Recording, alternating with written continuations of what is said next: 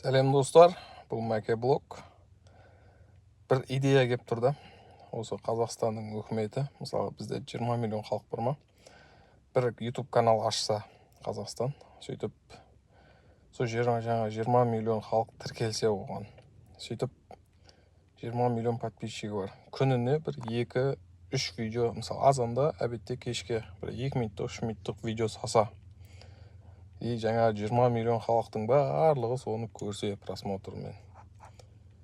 Қалай, мысалға қазір YouTube-ты түсінетіндер білет. Мысалға 1000 просмотрға енді минимум есептесең 500 теңге, мысалы 1000 теңге түсетін болса да егер күніне 20 миллион азанда, 20 миллион әбетте, 20 миллион кешке просмотр болатын болса да күніне 60 миллион.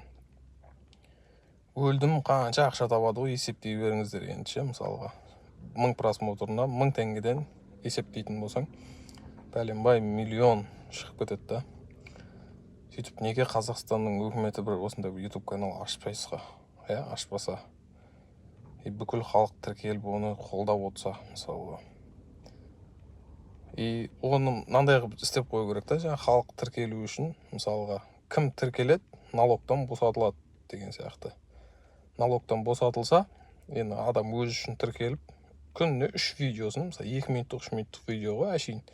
И так TikTok, YouTube, Instagram, шетеңе көріп отырып, уақытын өткізіп жатыр да халық әшейін.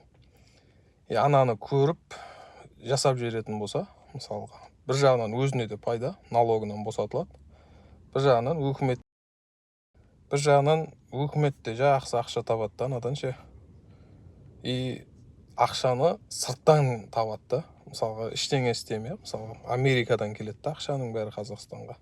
Бір жағынан экономикаға да плюс болады да, шамалы ше. Іштеңе істемейді, енді ол жерде видеоны мысалға мынандай салу деген міндетті емес. Кез келген бір бәле-бәшерді сала берсе де болады. Ол халық көре береді ғой жалпы. И так көріп отыр ғой халық TikTok-тан, Instagram-нан деген сияқты. Сөйтіп ақша тапса деген қалай болады екен деп ойланып отқам ғой бүгін азанда. Так, келесі видеода кездескенше онда жақсы идеялармен, жақсы ойлармен бөлісіп отырам. Каналға жазылуды ұмытпаңыздар. И мына идеяны ютуберлерге бөлісіп қойыңыздар.